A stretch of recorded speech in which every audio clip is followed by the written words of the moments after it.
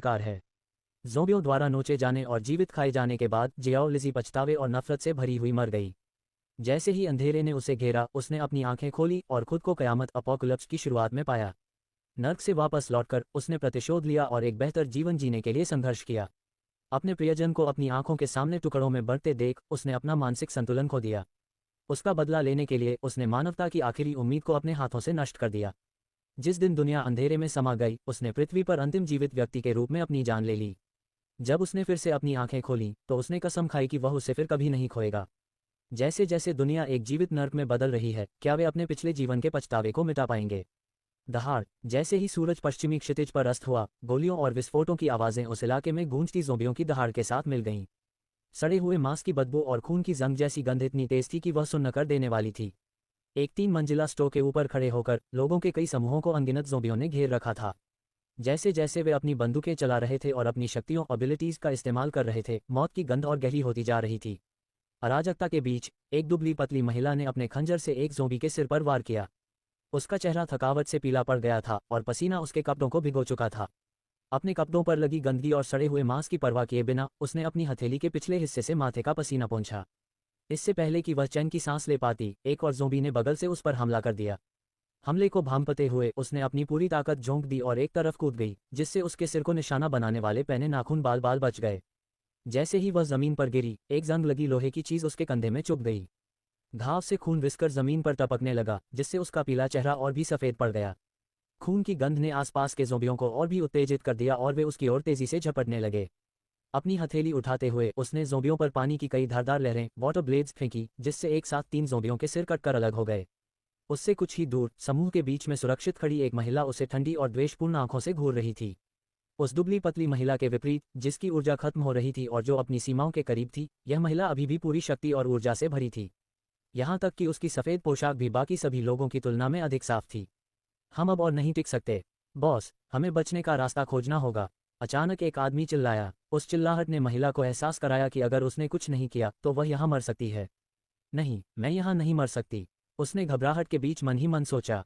एक पल के विचार के बाद उसकी निगाहें उस दुबली महिला की पीठ पर टिक गईं। अगर वह इंसान यहाँ मर गया तो वह उस पुरुष के साथ रह सकती थी जिसे वह चाहती थी। उसके शर्मनाक अतीत के बारे में फिर कभी किसी को पता नहीं चलेगा। जैसे ही यह विचार उसके मन में आया, उसने उत्साह से अपनी मुट्ठियां भींच लीं। जैसे ही वह उस दुबली महिला की ओर बढ़ी, उसने अपने टीम लीडर को चिल्लाते हुए सुना, सब लोग, कुमुक रिइंफोर्समेंट्स आ गई है। थोड़ी देर और टिके रहो और हम सुरक्षित होंगे। ये सुनकर महिला ने अपना सिर घुमाया और पुरुषों के एक समूह को अपनी ओर आते देखा, जो रास्ते में ज़ोंबियों का सफाया कर रहे थे। जब उसने उस आदमी को देखा जो टीम का नेतृत्व कर रहा था, तो उसकी आंखों में खुशी और बेचैनी एक साथ झलकी। नहीं, उसके आने से पहले मुझे इसे मारना होगा, उसने सोचा और उसकी आंखों में एक क्रूर चमक कौंधी। यही उसका अपनी बाधा को हटाने का एकमात्र मौका था। जब उसने अपना मन बना लिया तो वह उस दुबली महिला की ओर दौड़ी और बिना किसी हिचकिचाहट के अपनी पूरी ताकत से उसे पीछे की ओर धकेल दिया। अचानक हुए इस हमले से बेखबर वह दुबली महिला ज़ोंबियों की ओर धकेल दी गई और छत से नीचे गिर गई। ये जानते हुए कि अब उसका अंत निश्चित है, उसने ये देखने के लिए अपना सिर घुमाया कि उसे किसने नुकसान पहुंचाया है, लेकिन वहां उसने उसी व्यक्ति को देखा जिस पर उसने सबसे अधिक विश्वास किया था। उसने अपनी उस सहेली को देखा जो उसे नफरत और ईर्ष्या भरी नजरों से देख रही थी, और अविश्वास में पूछा, क्यों? दुर्भाग्य से उसे कभी अपना जवाब नहीं मिलने वाला था, क्योंकि ज़ोंबियों के झुंड में गिरते ही उसे चीर फाड़ दिया गया। अह, वह दर्द से कराह उठी क्योंकि उसका मांस नोचा जा रहा था और उसकी हड्डियां कुचली जा रही थीं। जिंदा खाए जाने का दर्द उसे कुचल रहा था, न केवल उसके शरीर को बल्कि उसके दिमाग को भी तड़पा रहा था। ज़ोंबियों द्वारा निगले जाने से पहले आखिरी चीज जो उसने सुनी, वह एक आदमी की फटी हुई आवाज थी जो बेतहाशा उसका नाम पुकार रहा था, आजी। कौन मुझे बुला रहा है? घोर अंधकार में समाने से पहले यही उसका अंतिम विचार था। हुआक्सिया के सबसे बड़े शहरों में से एक, लिनान शहर, धुंध की एक घनी परत में लिपटा हुआ था। पूर्वी क्षितिज पर उगता हुआ सूरज धीरे धीरे ऊपर चढ़ते समय खून से भी ज्यादा लाल चमक रहा था। लाल सूरज की रोशनी के नीचे शहर में भयानक सन्नाटा था, जैसे कि वह कोई भूतों का शहर बन गया हो। एक कुत्ते के भौंकने की आवाज तक नहीं सुनाई दे रही थी। कारों का शोर या काम पर जाने वाले लोगों के कदमों की आहट तो दूर की बात थी। जैसे जैसे सूरज ऊपर चढ़ता गया, धुंध धीरे धीरे छंटने लगी, जिससे आने वाली कयामत का एक परेशान कर देने वाला माहौल सामने आया। जब धुंध पूरी तरह गायब हो गई, तो अस्पताल के मुर्दाघर मॉर्ग में रखे एक शव में अचानक हलचल हुई। उसका मांस नग्न आंखों से दिखने वाली गति से सड़ने लगा, फिर भी वह शरीर स्ट्रेचर छोड़कर अकड़ते हुए आगे बढ़ा। उसकी आंखों की पुतलियां दूधिया सफेद हो गईं और उसके नाखून और दांत लंबे और नुकीले हो गए, जो तेज धार वाले ब्लेड की तरह लग रहे थे। जैसे जैसे वह आगे बढ़ा, उसके गले से एक नीची दहाड़ निकली, जो किसी जंगली जानवर जैसी थी। पास ही में किसी स्वादिष्ट चीज का एहसास होने पर उसका अकड़ा हुआ शरीर दरवाजे की ओर तेजी से बढ़ा।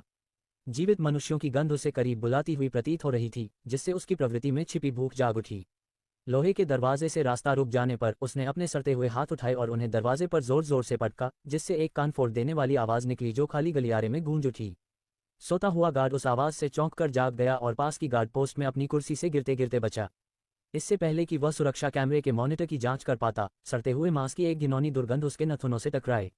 उस गंदी बदबू पर भौहें सिकोड़ते हुए वह अपने सहकर्मी से इसके बारे में पूछने के लिए मुड़ा, तभी उसने एक सड़ता हुआ चेहरा अपनी ओर तेजी से आते देखा।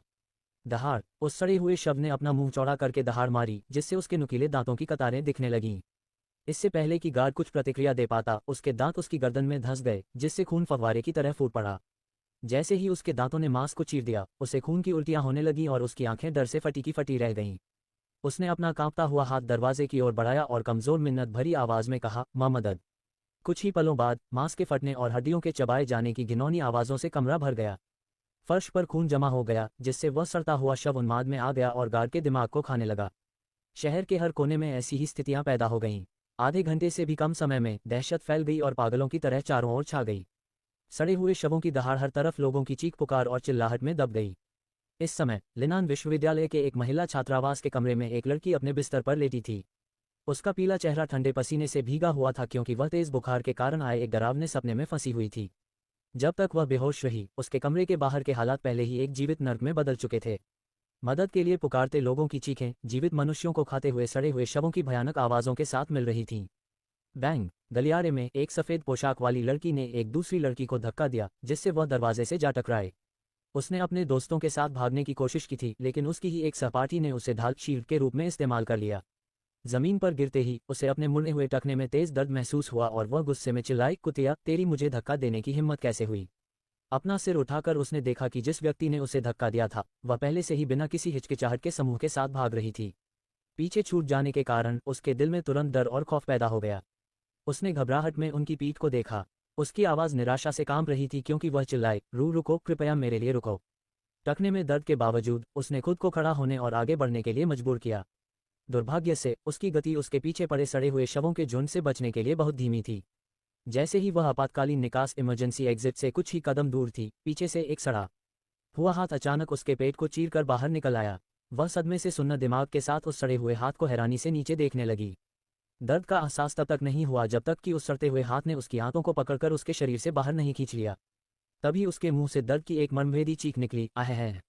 इससे पहले कि वह समझ पाती कि क्या हो रहा है, सड़े हुए शवों का समूह उस पर टूट पड़ा। उसे जमीन पर पटक दिया गया और फिर उसे जिंदा काटकर खाया जाने लगा। उसकी चीखें तब फीकी पड़ गईं जब उसका शरीर क्षत विक्षत हो गया और उसके तबाह हो चुके शरीर से प्राण निकल गए।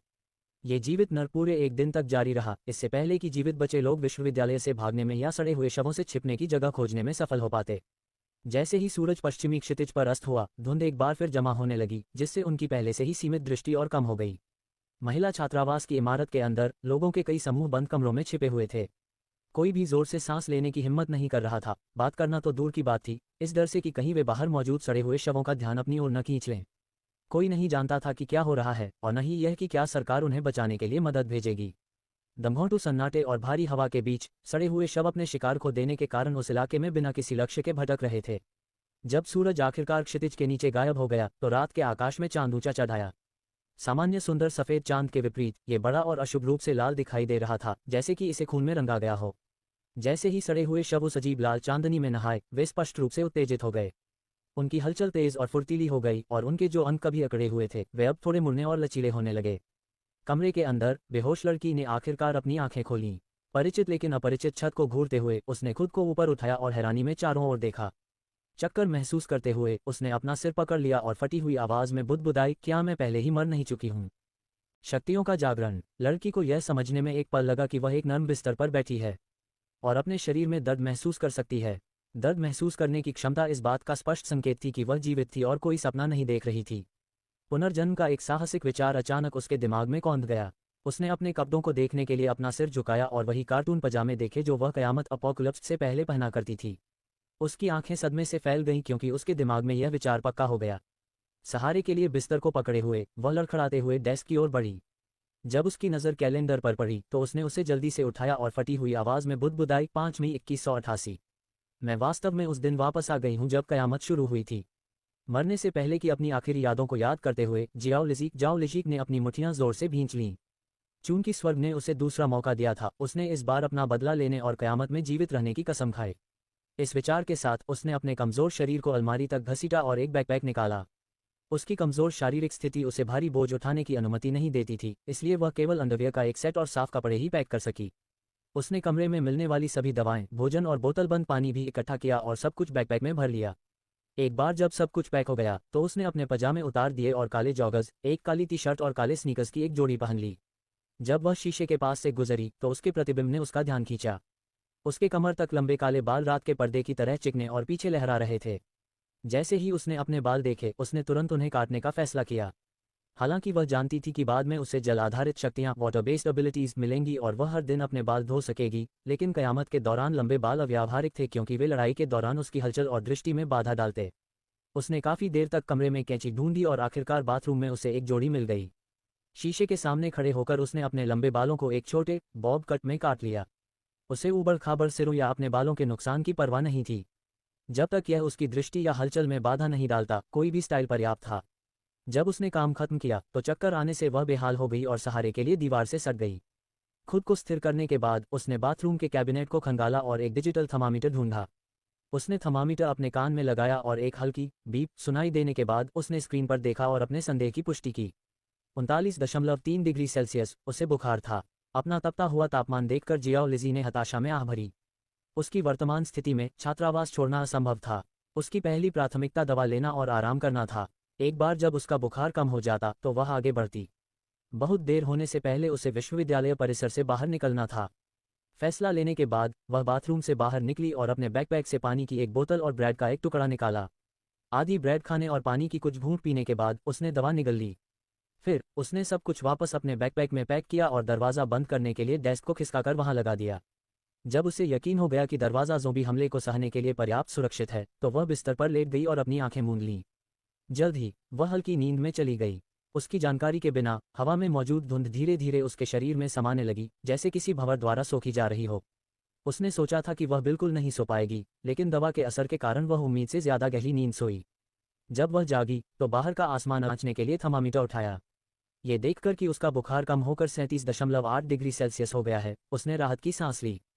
चूंकि उसे जल्द से जल्द विश्वविद्यालय छोड़ना था, उसने अपनी पानी की बोतल और बची हुई आधी ब्रेड निकाली। अपना भोजन समाप्त करने के बाद उसने अपनी आंखें बंद कर लीं और अपने शरीर के भीतर की ऊर्जा को महसूस करने की कोशिश की। अगले ही पल उसकी आंखें हैरानी से खुल गईं।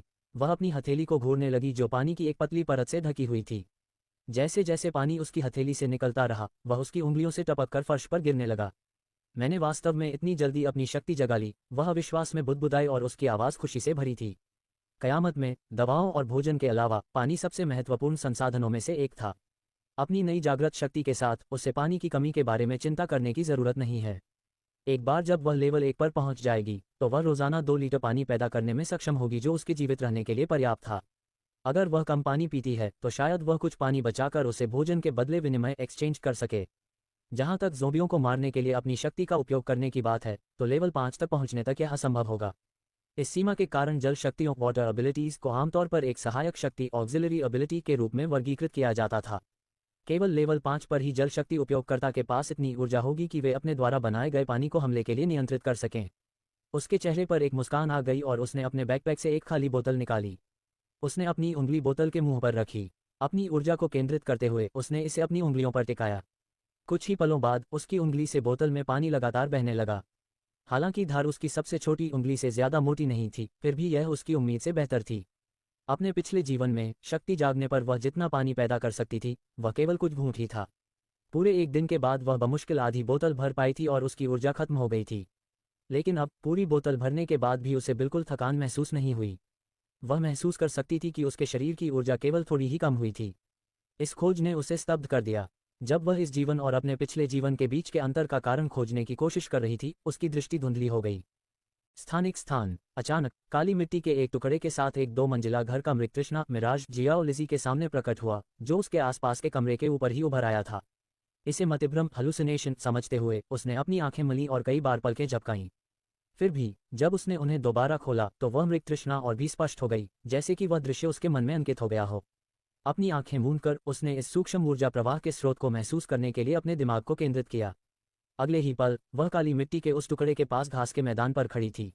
उत्सुकता महसूस करते हुए जियाओ लिजी नीचे झुकी और अपने पैरों के नीचे की काली मिट्टी की ओर हाथ बढ़ाया। जब उसने मिट्टी के अपनी उंगलियों से फिसलने के गर्म एहसास को महसूस किया तो वह अविश्वास में सुन्न रह गई। इसकी बनावट बहुत वास्तविक लग रही थी, जैसे कि उसने सचमुच की मिट्टी पकड़ी हो।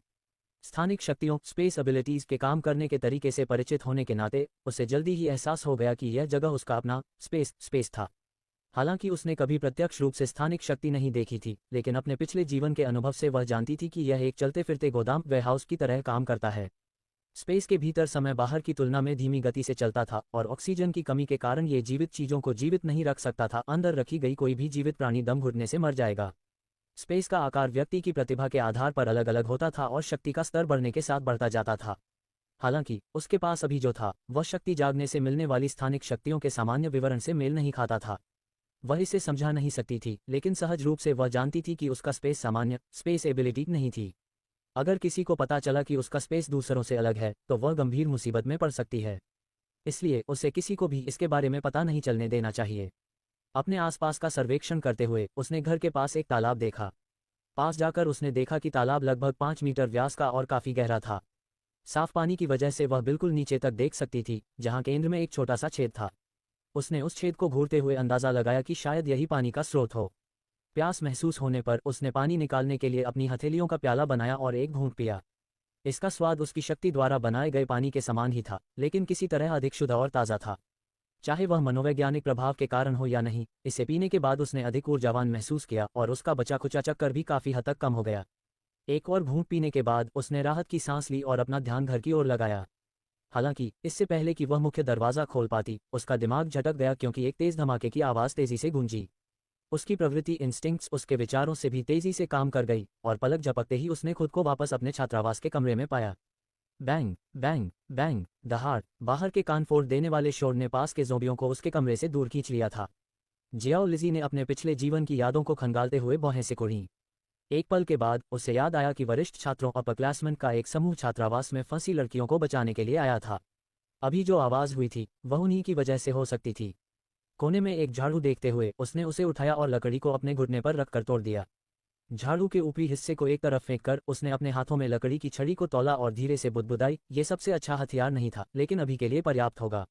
निकलने से पहले जियाओ लिजी बिस्तर के पास गई और उसे छुआ। उसे यकीन नहीं था कि अपने स्पेस में सामान कैसे जमा करना है, इसलिए उसने अपनी शक्ति का परीक्षण करने का फैसला किया। जैसे ही उसने बिस्तर को अपने स्पेस में रखने के बारे में सोचा, बिस्तर तुरंत गायब हो गया। अपनी सफलता से उत्साहित होकर उसने अपने बैकपैक की ओर देखा और सोचा, कलेक्ट। वह उम्मीद कर रही थी कि वह बिना छुए बैकपैक को स्टोर कर सकती है। दुर्भाग्य से बैग अपनी जगह से हिला भी नहीं। उसने एक कदम और पास जाकर दोबारा कोशिश की, फिर भी कुछ नहीं हुआ। एक और कदम के बाद उसने एक बार फिर कोशिश की। इस बार बैकपैक गायब हो गया। उसने अनुमान लगाया कि उसकी शक्ति की प्रभावी सीमा लगभग 2 मीटर थी। अपना स्पेस चेक करते समय उसने देखा कि बिस्तर और बैकपैक अब खेत के पास घास के मैदान में रखे थे। अपने मन का उपयोग करते हुए उसने सामान को घर के अंदर ले जाने की कोशिश की। उसकी खुशी का ठिकाना नहीं रहा जब वे सामान घास के मैदान से गायब हो गए और खाली घर के अंदर फिर से प्रकट हुए। जियाओ लिजी इस खोज से उत्साहित थी और उसने कमरे में बाकी सब कुछ स्टोर करने में समय बर्बाद नहीं किया। 10 मिनट बाद कमरे में केवल 4 खाली दीवारें बची थीं। अपनी हथेलियों के चारों ओर कपड़े का एक टुकड़ा लपेटकर उसने लकड़ी की छड़ी को कसकर पकड़ा और लड़ने के लिए तैयार हो गई। दरवाज़ा खोलने से पहले उसने अपना कान दरवाजे पर लगाया और बाहर की हलचल को ध्यान से सुना। पहले के शोर ने ज़ोंबियों को दूर खींच लिया था और बाहर का गलियारा भयानक रूप से शांत था। अपनी घड़ी पर नजर डालते हुए जियाओ लिजी ने देखा कि सुबह के 6 बज रहे थे। सूरज आखिरकार उग आया था। ज़ोंबी दिन के दौरान धीमी गति से चलते थे और कम खतरनाक होते थे, जिससे यह बाहर निकलने का आदर्श समय था। एक गहरी सांस लेने के बाद उसने शोर को कम से कम करने की कोशिश करते हुए धीरे से दरवाज़ा खोला। बाहर निकलने पर उसने देखा कि गलियारा खून, मांस और अज्ञात चीज़ों से ढका हुआ था। पहचान में न आने वाले कुचले हुए सिरों वाले कई ज़ोंबी ज़मीन पर बेजान पड़े थे। सड़न की बदबू के कारण होने वाली मितली को दबाते हुए उसने सावधानी से आपातकालीन सीढ़ियों की ओर रुख किया। अब जबकि उसके पास अपनी स्पेस एबिलिटी थी, उसकी पहली मंजिल साफ थी, विश्वविद्यालय का कैफेटेरिया। प्रथम युद्ध वरिष्ठ छात्रों के समूह की बदौलत ज़ोंबियों को आपातकालीन सीढ़ियों की ओर खींच लिया गया था, जहां वे उस क्षेत्र में एक साथ जमा हो गए थे और उन्हें स्टील के गेट के पीछे बंद कर दिया गया था। हालांकि वह सीढ़ियों का उपयोग नहीं कर सकती थी, लेकिन अब गलियारे में कोई और ज़ोंबी नहीं था। जियाओ लिजी ने खिड़की खोली और बाहर झांका। वह दूसरी मंजिल पर थी और खिड़की के पास दीवार के सहारे पानी का एक पाइप जा रहा था। उसने पाइप को कुछ बार खींचकर परखा और फिर संतुष्टि के साथ सिर हिलाया। हालांकि पाइप विशेष रूप से बड़ा नहीं था, लेकिन यह उसके दुबले पतले शरीर का भार उठाने के लिए पर्याप्त मजबूत लग रहा था। अपने आसपास का निरीक्षण करने के बाद उसने लकड़ी की छड़ी को अपने स्पेस में रख दिया और खिड़की से बाहर निकल गई। पानी के पाइप को कसकर पकड़ते हुए उसने धीरे धीरे नीचे उतरना शुरू किया। उसके नीचे ज़ोंबियों का एक समूह पहले से ही उसकी गंध से आकर्षित हो चुका था। 3 ज़ोंबी उसके शरीर के नीचे जमा हो गए थे, दहाड़ रहे थे और अपने सड़े हुए हाथों को ऊपर उठा रहे थे, उसे पकड़ने की कोशिश कर रहे थे।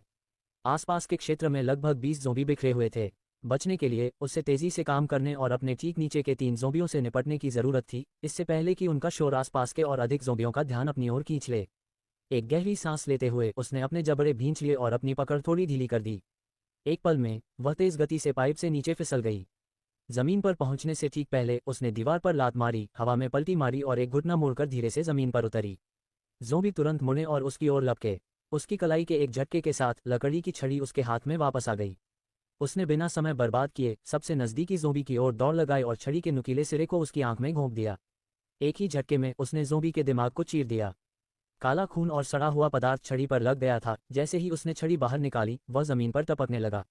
दहाड़, पीछे से एक दूसरे ज़ोंबी की गले से निकलने वाली दहाड़ करीब आती गई और सड़न की दुर्गंध उसके नाक से टकराए। इससे पहले कि पैने नाखून उसके मांस को चीर पाते, वह घूमी और ज़ोंबी के सिर पर एक शक्तिशाली स्पिनिंग हुक किक दे मारी। तड़ाक, क्रैक, लात एक जोरदार गूंज के साथ लगी, जिससे ज़ोंबी कई मीटर दूर जा गिरा और उसका सिर कुचल गया। एक पल के लिए वह स्तब्ध रह गई, इतनी हैरान कि कोई प्रतिक्रिया नहीं दे सकी। भले ही तत्व शक्ति एलिमेंटल एबिलिटी उपयोगकर्ताओं की शारीरिक शक्ति आम लोगों से अधिक होती थी, लेकिन एक ही लात से ज़ोंबी को उड़ते हुए भेजना अनसुना था। कम से कम शक्ति जागने के शुरुआती चरणों में तो बिल्कुल नहीं। केवल शक्ति प्रकार स्ट्रेंथ टाइप के एबिलिटी उपयोगकर्ता ही ऐसा कारनामा कर सकते थे। जल प्रकार की शक्ति वालों के लिए ऐसा करने की संभावना शून्य थी। हालांकि वह भ्रमित थी, लेकिन जियाओ लिजी के पास युद्ध के बीच में अपनी शक्ति और शारीरिक स्थिति की इस विसंगति पर विचार करने का समय नहीं था। जैसे ही उसका ध्यान वापस आया, तीसरे ज़ोंबी ने उस पर हमला किया और उसके नाखून उसकी गर्दन के बेहद करीब से गुजरे। वह सही समय पर एक तरफ हट गई और लकड़ी की छड़ी को उसकी कनपटी में घुसाकर जवाबी हमला किया। भोंक दिया, स्टैब। उसने अपनी पूरी ताकत लगा दी, लेकिन छड़ी अटक गई। ये देखते हुए कि छड़ी दिमाग को नष्ट करने में विफल रही और ज़ोंबी अभी भी हिल रहा था, जियाओ लिजी की आंखों में आश्चर्य की चमक कौंधी। दहाड़, ज़ोंबी ने गुस्से में दहाड़ मारी और उसकी गर्दन पकड़ने की कोशिश में अपनी बाहें घुमाईं। अपनी आंखें सिकोड़ते हुए जियाओ लिजी हमले से बचने के लिए पीछे की ओर झुकी और फिर बगल की ओर खिसक गई। उसने छड़ी पकड़ी और अपनी पूरी ताकत का उपयोग करते हुए छड़ी को उसकी खोपड़ी में और गहराई तक धंसा दिया। एक आवाज के साथ छड़ी ज़ोंबी के सिर के आर पार हो गई, जैसे कोई सीख स्क्यूअर हो। अगले ही पल वह बेजान होकर जमीन पर गिर पड़ा। तेजी से सांस लेते हुए जियाओ लिजी ने अपने माथे का पसीना पोंछा।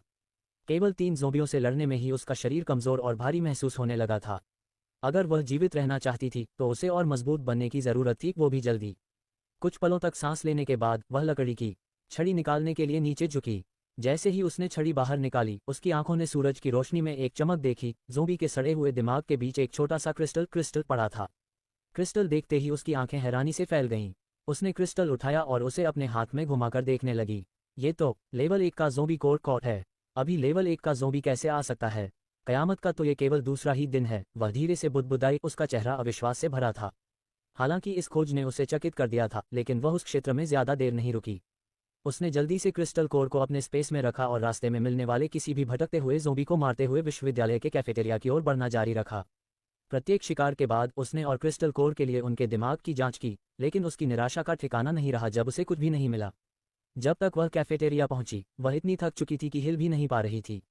ये पुष्टि करने के बाद कि वहां सुरक्षित है, वह दीवार के सहारे टिक गई और कुछ देर आराम किया। महिला छात्रावास और कैफेटेरिया के बीच की दूरी न तो बहुत कम थी और न ही बहुत ज्यादा। उसकी सीमित सहनशक्ति और कमजोर शारीरिक शक्ति के कारण उसे 2 या 3 ज़ोंबियों को मारने के बाद छोटा ब्रेक लेना पड़ा, जिससे ये यात्रा लगभग 1 घंटे तक खिंच गई। उसके पिछले जीवन की यादों के अनुसार 5वें दिन तक कैफेटेरिया वरिष्ठ छात्रों के नियंत्रण में आ जाएगा। फिलहाल वे विभिन्न इमारतों में फंसे छात्रों को बचाने में व्यस्त थे, क्योंकि उनके पास अभी भी कुछ आपूर्ति सप्लाइज बची थी। जब उनकी शुरुआती आपूर्ति खत्म हो जाएगी, तभी वे कैफेटेरिया और मिनी मार्केट की जांच करने का फैसला करेंगे। इसलिए उसे तेजी से काम करने और उनके पहुंचने से पहले सामान इकट्ठा करने की जरूरत थी। 10 मिनट से अधिक आराम करने के बाद उसने आखिरकार कुछ शक्ति वापस पाली और खड़ी हो गई। अगर एक बार काफी नहीं तो 2 ही सही। जब कयामत शुरू हुई थी तब सुबह सुबह का समय था, इसलिए उस इलाके में ज्यादा छात्र नहीं थे। हालांकि डिलीवरी कर्मचारी और कैफेटेरिया के कर्मचारी अपनी शिफ्ट शुरू कर चुके थे, जिसका मतलब था कि किचन और गोदाम शायद ज़ोंबियों से भरे होंगे। अपनी घड़ी देखते हुए जियाओ लिजी ने देखा कि सुबह के 8:10 बज रहे थे। कैफेटेरिया में प्रवेश करने से पहले उसने अपने स्पेस से पानी की एक बोतल निकाली और जल्दी जल्दी आधा पानी पी लिया। जैसे ही उसने बोतल वापस रखी, उसने दूर से लोगों के एक समूह को देखा। उस समूह का नेतृत्व चांदी जैसे बालों वाला एक आदमी कर रहा था, जिसके पीछे 5 अन्य आदमी और 2 लड़कियां थीं। जैसे ही जियाओ लिजी की नज़र उन लड़कियों में से एक पर पड़ी, उसकी निगाहें ठंडी हो गईं।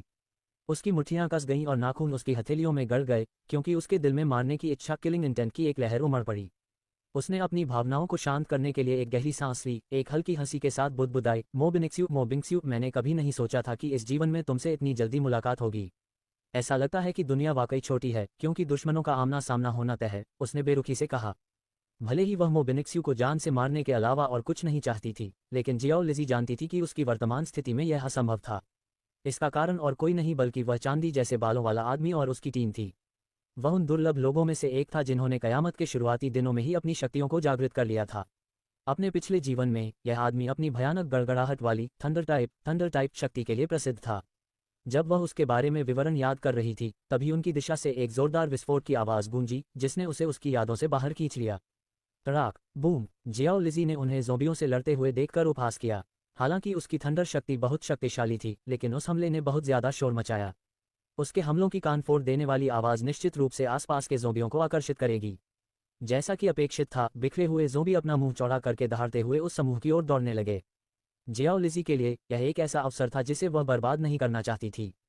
चूंकि कोई उसके लिए चारे बेट के रूप में काम करने को तैयार था, तो वह इसका पूरा फायदा उठाएगी। उसने उनकी ओर देखा और मुस्कुराहट के साथ धीरे से कहा, आपकी मदद के लिए धन्यवाद। जब वे ज़ोंबियों के साथ उलझे हुए थे, वह पिछले दरवाजे से कैफेटेरिया में घुस गई। उनके हंगामे की वजह से ज्यादातर ज़ोंबी दूर चले गए थे, जिससे किचन के अंदर केवल 1 या 2 ज़ोंबी ही फंसे रह गए थे। जमीन पर एक रसोई का चाकू किचन नाइफ देखकर उसने उसे उठाया और हल्के कदमों से किचन के दरवाजे की ओर बढ़ी। जैसे ही उसने इसे खोला, सड़े हुए हाथों की एक जोड़ी उसके चेहरे की ओर लपकी। जैसे ही सड़े हुए हाथ उसके चेहरे को छूने ही वाले थे, सड़न की बदबू उसके नथुनों से टकराए और उसे चक्कर आ गया। दहाड़! ज़ोंबी उत्साह से दहाड़ा, क्योंकि स्वादिष्ट भोजन खुद उसके दरवाजे पर आ गया था। बाम! जियाओ लिजी ने बिना किसी हिचकिचाहट के दरवाज़ा जोर से बंद कर दिया, जिससे ज़ोंबी के हाथ दरवाजे और फ्रेम के बीच फंस गए। चाकू उठाकर उसने उन सड़े हुए हाथों को निशाना बनाते हुए वार किया। तड़ाक! चाकू उतना तेज नहीं था जितना कि वह खंजर जिसे उसने अपने पिछले जीवन में इस्तेमाल किया था, और वह एक ही प्रहार में उन सड़े हुए हाथों को काटने में विफल रहा। अगर एक वार काफ़ी नहीं है, तो 2 ही सही, उसने मन ही मन सोचा। दांत पीसते हुए उसने दोबारा चाकू चलाया। इस बार उसने अपनी पूरी ताकत झोंक दी और आखिरकार उन सड़े हुए हाथों को काट दिया। इसके बाद उसने दरवाजे को जितनी जोर से हो सके धकेला और ज़ोंबी को पीछे की ओर लड़खड़ाने पर मजबूर कर दिया, जिससे वह पीछे मौजूद एक अन्य ज़ोंबी से जा टकराया। मौके का फायदा उठाते हुए वह आगे बढ़ी और एक ही झटके में उनकी आधी टूटी हुई गर्दनों पर चाकू से वार किया। तड़ाक! अतिरिक्त गति के साथ उसके हमले की शक्ति बढ़ गई और चाकू के एक ही वार से ज़ोंबी का सिर उसके शरीर से सफाई से अलग हो गया। जैसे ही ज़ोंबी का सिर जमीन पर लुढ़का, बिना सिर वाला धड़ एक भारी आवाज़ के साथ गिर पड़ा। दहाड़! इससे पहले कि वह सांस ले पाती, एक और ज़ोंबी मुंह खोलकर उस पर झपटा। नुकीले दांतों को करीब आते देख उसने अपना शरीर घुमाया और एक हवाई चाल एरियल मूव के साथ ज़ोंबी की ठुड्डी पर लात मारी। डुआग! तड़ाक! बाम! रसोई के स्लैब काउंटरटॉप्स से टकराने की आवाज़ के साथ साथ हड्डियों के टूटने की आवाज़ पूरे किचन में गूंज उठी। जब ज़ोंबी उठने के लिए संघर्ष कर रहा था, उसने अपने घुटने मुड़े और ज़ोंबी पर झपट्टा मारा। उसने रसोई के चाकू को कसकर पकड़ा और ज़ोंबी की गर्दन पर जोर से वार किया। तड़ाक! एड्रेनालाइन के बहाव ने उसे सामान्य से अधिक शक्ति दी थी और उसका हमला ज़ोंबी के सिर को काटने में सफल रहा। जब सिर धप की आवाज़ के साथ ज़मीन पर गिरा, तो बिना सिर वाले धड़ से काला खून फूट पड़ा, जिससे दीवारें और ज़मीन लाल हो गई। जियाओ लिजी दीवार के सहारे टिक गई, ज़मीन पर पड़े सड़े हुए शरीर को देखा और राहत की सांस ली। सौभाग्य से ज़ोंबियों की गर्दनें पहले से ही लगभग कटी हुई थीं और सिर बमुश्किल गर्दन पर टिके थे। अन्यथा उसके लिए ज़ोंबियों को मारना इतना आसान नहीं होता। अपने गाल से काला खून पोंछते हुए जियाओ लिजी ने रसोई का मुआयना किया। उसने सामान इकट्ठा करने में समय बर्बाद नहीं किया और केवल वही चीज़ें लीं जो साफ थीं और ज़ोंबी के खून या सड़े हुए मांस से मुक्त थीं। दूषित चीज़ों को उसने वहीं छोड़ दिया। आपूर्ति इकट्ठा करने के बाद उसने अपना ध्यान खाना पकाने के उपकरणों की ओर लगाया। उसने चूल्हे, गैस सिलेंडर, चाकुओं का एक पूरा सेट, बोनिंग चाकू के 2 सेट और बड़े छुरे क्लीवर्स अपने स्पेस में जमा कर लिए। इनके साथ अब उसे लकड़ी की छड़ी पर निर्भर रहने की ज़रूरत नहीं थी। सामान समेटने के बाद वह जल्दी से कैफेटेरिया से बाहर निकली और गोदाम की ओर चल दी। खाली गोदाम! जब जियाओ लिजी गोदाम क्षेत्र में पहुंची, तो उसने बाहर खड़े कई डिलीवरी ट्रक देखे। ट्रक पर छपे लोगों को देखकर उसका मूड तुरंत बेहतर हो गया। गोदाम की छानबीन करने से पहले उसने ट्रकों की जांच करने का फैसला किया।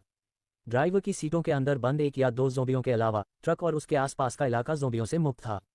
रसोई का चाकू पकड़कर उसने एक ट्रक का पिछला हिस्सा खोला और उसे चावल की बोरियों से भरा हुआ पाया। सामान देखते ही उसके चेहरे पर मुस्कान आ गई। उसके हाथ के एक इशारे के साथ चावल की बोरियां उसके स्पेस में जमा हो गईं। काम पूरा होने के बाद वह दूसरे ट्रकों की जांच करने गई। अन्य 4 ट्रकों में जमा हुआ मांस, फ्रोजन मीट, सॉसेज, सब्जियां, अंडे और आटे की बोरियां मिलीं। एक बार जब ट्रकों का सामान इकट्ठा हो गया तो उसने गोदाम में प्रवेश किया और अंदर मौजूद हर चीज़ को स्टोर करना शुरू कर दिया। उसने ये जांचने की जहमत नहीं उठाई कि सामान खराब है या नहीं, क्योंकि उसके पास ज़्यादा समय नहीं था। जब उसे कोई सुरक्षित जगह मिल जाएगी तब वह बाद में इन सामानों को छांट लेगी। जल्द ही उसे महसूस हुआ कि लड़ने की आवाज़ पहले जितनी तेज नहीं थी। वह जानती थी कि उसके पास अब ज़्यादा समय नहीं बचा है और मो बेनिक्सियो और बाकी लोग जल्द ही यहाँ पहुँच जाएंगे। जब तक उसने सब कुछ इकट्ठा करना खत्म किया, बाहर लड़ने की आवाज़ें थम चुकी थीं। एक सेकंड भी बर्बाद किए बिना वह गोदाम से निकली और मिनी मार्केट की ओर चल दी। देखे जाने से बचने के लिए उसने झील के पास का एक सुनसान रास्ता चुना। हालांकि यह रास्ता लंबा था, लेकिन ये सुरक्षित था क्योंकि इस क्षेत्र में बहुत कम लोग आते थे। इसलिए यह इलाका ज़ोंबियों से भी मुक्त होगा। थकान के बावजूद जियाओ लिजी ने दांत भींच लिए और बिना पीछे मुड़कर देखे दौड़ना जारी रखा। उसी समय वरिष्ठ छात्रों का समूह ज़ोंबियों का सफाया करने के बाद आखिरकार कैफेटेरिया पहुंच गया। जैसे ही उन्होंने इमारत में प्रवेश किया, उनमें से 2 ने गेट बंद कर दिया और उसे कुर्सियों और मेजों से अवरुद्ध ब्लॉक कर दिया, जबकि बाकी लोग किचन की ओर गए। अंदर सिर कटे हुए ज़ोंबियों को देखते ही उनमें से एक गुस्से में चिल्लाया, लानत है, हमसे पहले यहाँ कोई आ चुका है। ये सुनकर मो बेनिक्सियो की आंखों में झुंझलाहट की चमक कौंधी, लेकिन उसने अपने चेहरे पर कुछ भी जाहिर नहीं होने दिया। उस आदमी की ओर मुड़कर वह एक पल के लिए हिचकिचाए और फिर धीरे से पूछा, सीनियर, अब हमें क्या करना चाहिए? आदमी ने उसकी कमज़ोर शक्ल को देखा और चिढ़ महसूस की। ये लड़की उनके लिए एक बोझ के अलावा और कुछ नहीं थी। अगर इसकी चीखें नहीं होती तो वे इतने सारे ज़ोंबियों को आकर्षित नहीं करते और अपनी जान बचाने के लिए लड़ने में इतना समय बर्बाद नहीं करते। उसे घूरते हुए उसने कड़े लहजे में आदेश दिया, इलाके की तलाशी लो और जो कुछ भी बचा है उसे इकट्ठा करो। भले ही उसके लहजे ने उसे गुस्सा दिलाया, लेकिन मो बेनिक्सियो ने अपना आक्रोश निगल लिया और उसके आदेश का पालन किया। इस अराजक समय में जीवित रहने के लिए उसे इन लोगों की ज़रूरत थी। सामान ढूंढने के लिए समूह में शामिल होने की पहल करना उनका पक्ष जीतने और ये दिखाने का तरीका था कि उसकी कुछ अहमियत है। जब वह किचन की तलाशी ले रही थी तो सड़ते हुए मांस की दुर्गंध उसके नथुनों में चुभने लगी। जमीन पर पड़े बिना सिर वाले सड़े हुए शवों के कारण उसका जी मिचलाने लगा और वह मौके पर ही उल्टी करने ही वाली थी। अपनी नाक भींचते हुए उसने ज़ोंबी के शरीर और सिर से जितना हो सके बचने की कोशिश की। जैसे ही उसने अपनी मितली को रोका, उसका चेहरा सफ़ेद पड़ गया। जब दूसरी लड़की ने यह देखा तो उसने उसका उपहास किया और बुदबुदाई, कितनी डरपोक है। मो बेनिक्सियो ने उसे घूर कर देखा लेकिन अपनी जबान बंद रखी। दूसरी लड़की ने जल शक्ति वाटर एबिलिटी जागृत की थी और अब वह समूह की एक मुख्य सदस्य थी। अपने जैसे एक शक्तिहीन साथी और समूह को पानी उपलब्ध कराने वाले किसी व्यक्ति के बीच चुनाव स्पष्ट था। फिलहाल वह इस अपमान को सह लेगी। एक बार मौका मिलते ही वह इस कुतिया को जरूर मार देगी। पूरी तलाशी के बाद वे चावल की आधी बोरी, कुछ मसाले और आधा कैन वनस्पति तेल ढूंढने में सफल रहे। अपनी खोज को चांदी जैसे बालों वाले आदमी को दिखाते हुए उनमें से एक ने कहा, भाई पेई पेक, हमें बस इतना ही मिला। पे येजून कम मात्रा में मिले सामान को देखकर झल्ला गया, जाने के लिए मुड़ा और कहा, चलो गोदाम चेक करते हैं। छात्र संघ के उपाध्यक्ष वाइस प्रेसिडेंट के रूप में उसके पास नेतृत्व का एक ऐसा आभास और था जो हर किसी को स्वेच्छा से उसका अनुसरण करने के लिए मजबूर करता था। अब जब उसने ये निर्णय लिया तो किसी को कोई आपत्ति नहीं हुई और वे उसके पीछे चल दिए। वे गोदाम की ओर भागे, इस उम्मीद में कि वहां अभी भी सामान बचा होगा। दुर्भाग्य से जैसे ही वे गोदाम पहुंचे, उन्होंने उसे पूरी तरह खाली पाया। सामान तो दूर की बात, अंदर एक पत्ता भी नहीं मिला। प्रवेश द्वार पर खड़े होकर उनमें से एक हताशा में चिल्लाया, किस कमबख्त ने ये जगह साफ कर दी। खाली गोदाम देखकर पे यीजुन के चेहरे पर कालापन छा गया, लेकिन उसने अपने गुस्से पर काबू रखा और अपने दोस्त को चेतावनी दी, ली यांग, अपनी आवाज़ नीची रखो वरना तुम राक्षसों को आकर्षित कर लोगे। उसकी चेतावनी के साथ ही वह आदमी चुप हो गया। अब किसी की भी चिल्लाने की हिम्मत नहीं हुई, भले ही उनके दिल गुस्से से भरे थे। पे यीजुन ने अपना अगला आदेश दिया और समूह ने एक दूसरे को गंभीर नज़रों से देखा, यहाँ कुछ नहीं है, चलो मिनी मार्केट की ओर चलते हैं। ये सुनकर वे सभी सिर हिलाने लगे, ये सोचते हुए कि जिसने भी गोदाम का सामान लिया है वह उससे ज़्यादा नहीं ले जा पाएगा और मिनी मार्केट नहीं जाएगा। इसलिए वे मिनी मार्केट में भोजन और पानी ढूंढने में सक्षम होंगे। इस विचार के साथ उन्होंने ज़ोंबियों से लड़ते हुए रुक रुक कर वहां की ओर बढ़ना शुरू कर दिया। जब तक उन्होंने कैफेटेरिया क्षेत्र छोड़ा, जियाओ लिजी पहले ही मिनी मार्केट पहुंच चुकी थी। इकट्ठा करो, सब कुछ इकट्ठा कर लो। गोदाम क्षेत्र के विपरीत मिनी मार्केट के पास ज़्यादा ज़ोंबी नहीं थे। मिनी मार्केट का दरवाज़ा बंद था, जिसका मतलब था कि अभी तक यहाँ कोई नहीं आया था और अंदर की आपूर्ति सप्लाईज अभी भी अछूती थी। ये देखकर जियाओ लिजी के चेहरे पर मुस्कान आ गई। अपनी ऊर्जा और समय बचाने के लिए उसने बाहर ज़ोंबियों से लड़ने से परहेज किया और इसके बजाय मिनी मार्केट के पीछे से दूसरी मंजिल पर चढ़ गई। अपने रसोई के चाकू का उपयोग करते हुए उसने एक खिड़की खोली और अंदर सरक गई। मिनी मार्केट एक 4 मंजिला इमारत थी, जिसकी पहली मंजिल स्टोर के रूप में और ऊपरी मंजिलें भंडारण गोदामों स्टोरेज वेयरहाउसेस के रूप में काम करती थीं। प्रत्येक मंजिल लगभग 200 वर्ग मीटर के क्षेत्र में फैली हुई थी। जियाओ लिजी ने पहली मंजिल को पूरी तरह से छोड़ दिया और सीधे गोदामों की ओर चल दी। दूसरी मंजिल के गोदाम का दरवाज़ा खुला था और उसने सावधानी से दरवाज़ा खोला। कोई नहीं जानता कि अंदर ज़ोंबी हैं या नहीं। दरवाज़ा खोलने के बाद उसने अपने आसपास की जांच की। ये सुनिश्चित करने के बाद कि अंदर कोई खतरा नहीं है, वह गोदाम में चली गई। जब उसने अंदर का सामान देखा तो उसकी आंखें खुशी से फैल गईं और उसने अपने दिल में मालिक को धन्यवाद दिया। कमरा ज्यादातर महिलाओं के उत्पादों से भरा था। शैम्पू, बॉडी सोप, गीले tissue, wet tissues, skin care उत्पाद, डिस्पोजेबल अंडरवियर, सैनिटरी पैड और अन्य दैनिक जरूरत की चीजें वहां मौजूद थीं। हालांकि मात्रा बहुत ज्यादा नहीं थी, लेकिन विविधता वैरायटी बहुत थी। बिना समय बर्बाद किए उसने जल्दी से सब कुछ अपने स्पेस में जमा कर लिया। प्रत्येक वस्तु के कम से कम 20 बड़े बक्से थे, जिनमें सैनिटरी पैड का स्टॉक सबसे प्रचुर मात्रा में था। दूसरी मंजिल को साफ करने के बाद वह तीसरी मंजिल पर गई। तीसरी मंजिल पर उससे सुविधाजनक खाद्य पदार्थ कन्वीनियंट फूड्स मिले, जैसे कि इंस्टेंट नूडल्स, डिब्बाबंद सामान, कैंड गुड्स, दलिया, ओटमील, स्वगर्म होने वाला भोजन, सेल्फ हीटिंग मील्स, अंडे का पाउडर आदि। हालांकि सामान्य समय में इन खाद्य पदार्थों को जंक फूड माना जा सकता था, लेकिन कयामत अपोकलिप्स में वे बेशकीमती विलासिता लक्जरीज थे। चूंकि कयामत के बाद उत्पादन लाइन बंद हो जाती है, इसलिए इन चीज़ों के खत्म होने के बाद इन्हें दोबारा पाने का कोई तरीका नहीं है। इसलिए 1 या 2 साल में लोग एक कप इंस्टेंट नूडल्स के लिए बड़ी कीमत चुकाने को तैयार होंगे। तेज कदमों के साथ उसने सारा सामान स्टोर कर लिया और उसके दिमाग में बस एक ही विचार घूम रहा था, इकट्ठा करो, इकट्ठा करो, सब कुछ इकट्ठा कर लो। एक बार जब तीसरी मंजिल खाली हो गई तो वह जल्दी से चौथी मंजिल पर गई। चौथी मंजिल का गोदाम पे पदार्थों से भरा था, beer, carbonated drinks, juice, flavoured milk, mineral water आदि। इसके अलावा यह मसालों, पुरुषों के उत्पादों, दवाओं आदि से भी भरा हुआ था। उसने कमरे के कोने में रखे छोटे छतों, कॉन्डोम्स के कई बक्से भी देखे, जो अलग अलग आकार, बनावट और स्वाद के थे। उन बक्सों को देखकर वह शर्माई नहीं, बल्कि वह खुद को भाग्यशाली मानती है। अपने पिछले जीवन में एबिलिटी उपयोगकर्ताओं के बीच यह वस्तु सबसे लोकप्रिय थी। हालांकि डीएनए म्यूटेशन के कारण एबिलिटी उपयोगकर्ताओं को गर्भधारण करने में कठिनाई होती थी, फिर भी अधिकांश लोग बीमारियों से खुद को बचाने के लिए इसका उपयोग करते थे, जबकि सामान्य लोग अनचाहे गर्भ से बचने के लिए इसका उपयोग करते थे। शुरुआती कुछ महीने भोजन, पानी और दवा की तलाश में बीत गए, इसलिए कोई भी इस वस्तु को जमा करने पर ध्यान नहीं देता। लेकिन 1 साल बाद भोजन की कमी ने कई पुरुषों और महिलाओं को भोजन के बदले खुद को बेचने पर मजबूर कर दिया। तब तक यह उत्पाद एक गर्म वस्तु और कमोडिटी बन जाएगा, जिसे एक छोटे छाते के बदले 10 किलोग्राम चावल के साथ विनिमय एक्सचेंज किया जा सकेगा। जहां उसका मन पिछले जीवन की यादों से भरा था, वहीं जियाओ लिजी के उत्साह ने उसके थके हुए शरीर में जान फूंक दी और मांसपेशियों में दर्द के बावजूद उसकी हरकतें तेज हो गईं। चौथी मंजिल से सब कुछ इकट्ठा करने के बाद वह अंततः पहली मंजिल पर गई। लेक्चर हॉल में फंसे जीवित बचे लोगों को याद करते हुए उसने सब कुछ न लेने का फैसला किया। एक डिमेंशनल स्पेस वाले व्यक्ति के बजाय एक जल प्रकार वाटर टाइप एबिलिटी उपयोगकर्ता के रूप में दिखने के लिए उसने अपने स्पेस से अपना बैकपैक निकाला। फिर उसने उसमें ब्रेड के 5 टुकड़े, मिनरल वाटर की 2 बोतलें, 2 प्रोटीन बार, सैनिटरी पैड का 1 पैकेट, एस्पिरिन की 1 बोतल, इबुप्रोफेन की 1 बोतल, आयोडीन आधारित घाव की दवा की 1 बोतल और कार्मेल कैंडी का 1 पैकेट भरा। बैकपैक भरने के बाद उसने कम समय में खराब होने वाले भोजन जैसे कि ब्रेड के कई टुकड़े, कुछ पुराने फल और सोया मिल्क की कुछ बोतलें छोड़ दीं। अपने पिछले जीवन में चांदी जैसे बालों वाले आदमी की टीम में एक शक्तिशाली जल शक्ति उपयोगकर्ता वाटर एबिलिटी यूजर भी शामिल थी, जो विश्वविद्यालय में उसकी जूनियर थी। ये सदस्य भी उन लोगों में से है जिसने कयामत के शुरुआती दिनों में शक्ति जागृत की थी। इस व्यक्ति के पास होने से उन्हें पानी की कमी के संबंध में कोई समस्या नहीं होगी, इसलिए उसने उनके लिए केवल 3 गैलन पानी छोड़ा। जानबूझकर छोड़ी गई छोटी आपूर्ति के अलावा बाकी सब कुछ इकट्ठा करने के बाद उसने अपना बैकपैक अपने कंधों पर टांग लिया। दूर से लड़ने की आवाज़ें सुनकर उसने उनकी दिशा में एक नज़र डाली और बुदबुदाए, मोबिनिक्स्यू, मैं तुम्हें अभी नहीं मारूंगी, लेकिन मैं तुम्हें एक आसान जीवन भी नहीं जीने दूंगी। दूसरी मंजिल की खिड़की से बाहर निकलते समय जियाओ लिजी ने उसे पीछे से बंद करना सुनिश्चित किया। फिलहाल वह बाहर अकेले जीवित रहने के लिए बहुत कमज़ोर थी। विश्वविद्यालय में छिपे रहना और बाद में समूह के पीछे पीछे निकलना उसका सबसे अच्छा विकल्प था। पर्याप्त भोजन और पानी के बिना वे विश्वविद्यालय छोड़ने के लिए उससे पहले मजबूर होंगे जितना कि वे उसके पिछले जीवन में हुए थे। इस बीच जब वे ज़ोंबियों का सफाया करेंगे तो वह थोड़ा आराम कर सकेगी और अपने बुखार से उबर सकेगी। उसके जाने के कुछ ही समय बाद पेई यीजुन और उसका समूह मिनी मार्केट पहुंचा। बंद दरवाज़ा देखकर उनके चेहरों पर मुस्कान आ गई। तीखे शब्द। लियांग कुछ ही कदमों में दरवाजे के पास पहुंचा और एक हल्के खिंचाव के साथ उसने ताला तोड़ दिया।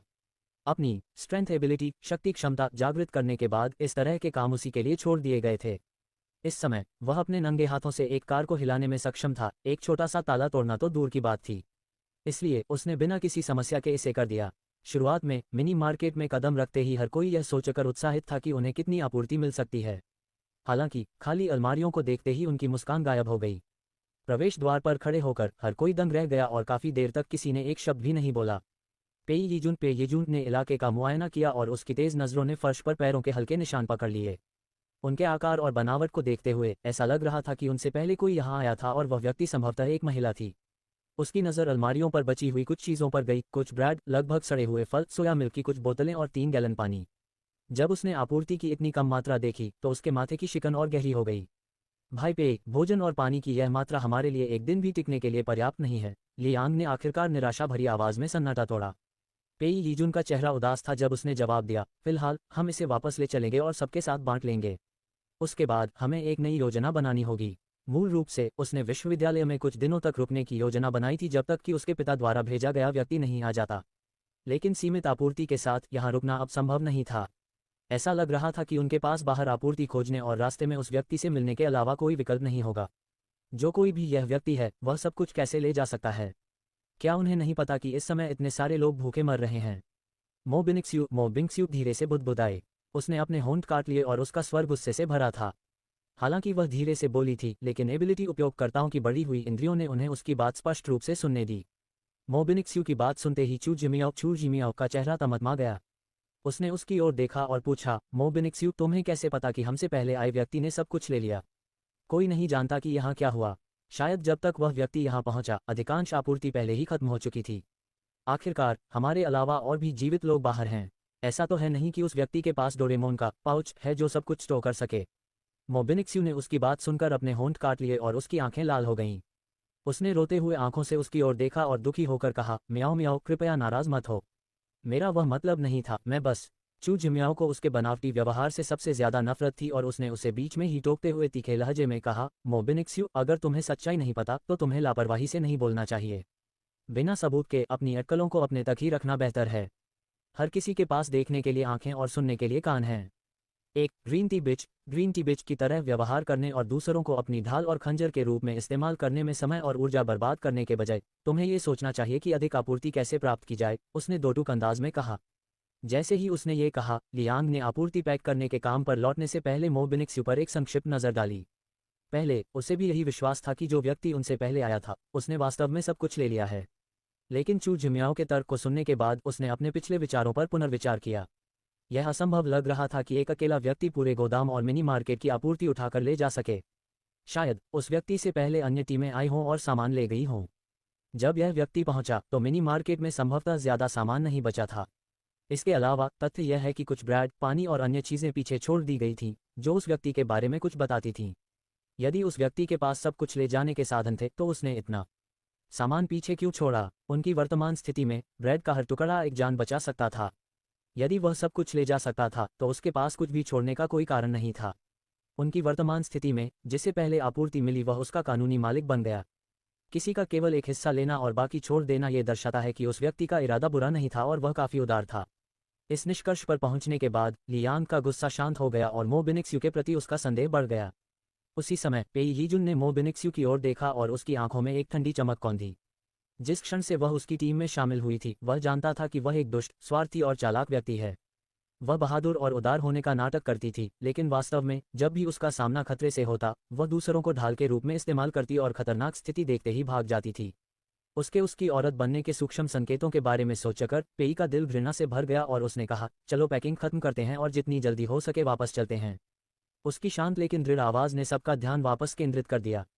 यह महसूस करते हुए कि वे यहाँ बहस करने में समय बर्बाद कर रहे हैं, समूह ने शेष आपूर्ति इकट्ठा करना शुरू कर दिया। हालांकि वातावरण भारी रहा क्योंकि हर किसी का अपना एजेंडा था। 10 मिनट बाद पूरी इमारत की गहन तलाशी लेने के बाद वे आखिरकार मिनी मार्केट से बाहर निकले। पहली मंजिल के अलावा बाकी इमारत पूरी तरह खाली थी। उनके जाने के कुछ ही समय बाद जियाओ लिजी मिनी मार्केट के पीछे वाले पेड़ से हल्के कदम के साथ नीचे कूदी और अपनी पैंट की धूल झाड़ी। दूर जाते हुए उनके चेहरों को देखते हुए वह मुस्कुराई और उनके पीछे पीछे चलने लगी। जल प्रहार। पेई यीजुन और उसके समूह द्वारा क्षेत्र के अधिकांश ज़ोंबियों को पहले ही मारे जाने के कारण लेक्चर हॉल तक उनकी वापसी की यात्रा सुगम रही। धीमी गति से उनके पीछे चलते हुए जियाओ लिजी मृत ज़ोंबियों के सिरों की जांच करने के लिए रुकती है। अपनी लकड़ी की छड़ी का उपयोग करते हुए उसने जले हुए दिमागों को टटोला और कुरेदा ताकि क्रिस्टल कोर क्रिस्टल कॉज ढूंढ सके। पेई यीजुन की थंडर टाइप शक्ति से कुछ ज़ोंबियों के दिमाग जलकर काले कोयले की तरह कड़क हो गए थे। उसकी लकड़ी की छड़ी के एक हल्के प्रहार मात्र से वे दिमाग काली धूल में बदल गए। यदि अंदर कोई क्रिस्टल कोर छिपा होता तो वह सुरक्षित रहता और सूरज की रोशनी में चमक उठता। दुर्भाग्य से उसे अब तक कोई नहीं मिला। इस समय जियाओ लिजी एक मेहनती मधुमक्खी की तरह थी। उसने ज़ोंबी के दिमाग को कुरेने और टटोलने का अपना थकाऊ काम तब तक जारी रखा जब तक कि उसकी बाह में दर्द नहीं होने लगा। फिर भी अनगिनत ज़ोंबियों में से उसे केवल एक लेवल 1 का नीला क्रिस्टल कोर मिला जिसका आकार उसकी छोटी उंगली के नाखून से बड़ा नहीं था। एक आह भरते हुए उसने छोटे क्रिस्टल कोर का निरीक्षण किया। उसकी हल्की चमक सूरज की रोशनी में एक चमकदार मोती की तरह झिलमिला रही थी। अपनी हताशा के बावजूद उसने सावधानीपूर्वक क्रिस्टल कोर को अपने स्पेस में रख लिया। उसकी जानकारी के बिना जैसे ही उसने क्रिस्टल कोर को अपने स्पेस में रखा कुछ अप्रत्याशित हुआ। उसके स्पेस के अंदर नीला क्रिस्टल कोर अचानक धूल में बदल गया और उसमें संचित ऊर्जा क्षण भर के लिए हवा में तैरने लगी और फिर तालाब द्वारा सोख ली गई। जैसे ही ऊर्जा गायब हुई तालाब के तल पर बने छेद से पानी का एक तेज प्रवाह निकला। हालांकि तालाब पहले से ही लबालब भरा हुआ था फिर भी पानी बिना रुके निकलता रहा। अजीब बात यह थी कि वह कभी ओवरफ्लो नहीं हुआ और पानी का स्तर स्थिर बना रहा।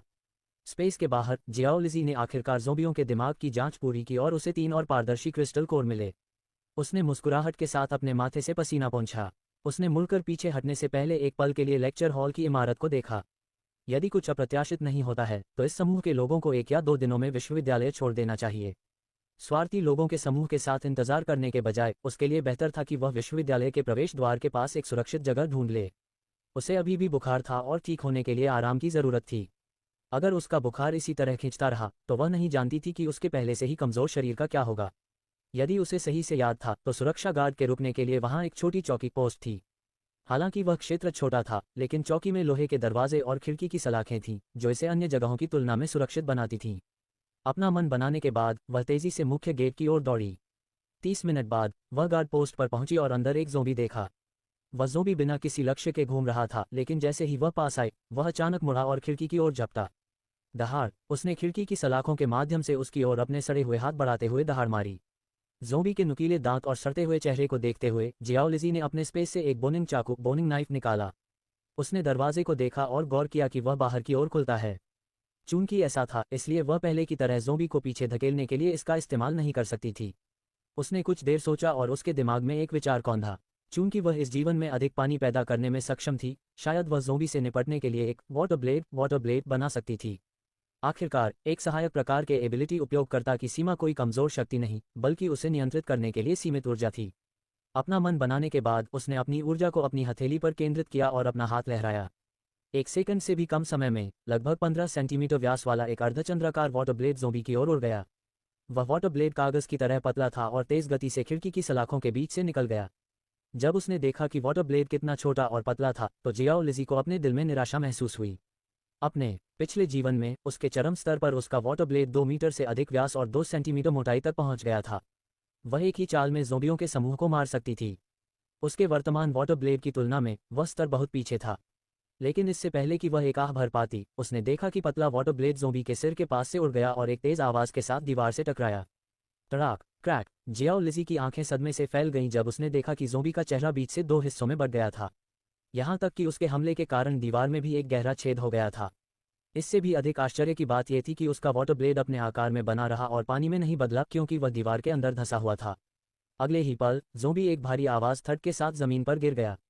अपने और उस वाटर ब्लेड के बीच के ऊर्जा संबंध को महसूस करते हुए उसका दिल तेजी से धड़क रहा था। अपने हाथ के एक झटके के साथ वाटर ब्लेड उसकी ओर वापस उड़ाया और उसकी हथेली के ऊपर तैरने लगा। जैसे ही उसने ऊर्जा को वापस अपने शरीर में समाहित किया वाटर ब्लेड एक छपाक स्प्लैश के साथ पानी में बदल गया। वह महसूस कर सकती थी कि उसने जो ऊर्जा वापस ली थी वह वाटर ब्लेड बनाने और उसे नियंत्रित करने में उपयोग की गई ऊर्जा का लगभग 30% थी। उसने सुन्न होकर अपने हाथों को देखा और बुदबुदाई, मुझे ये शक्ति कब मिली।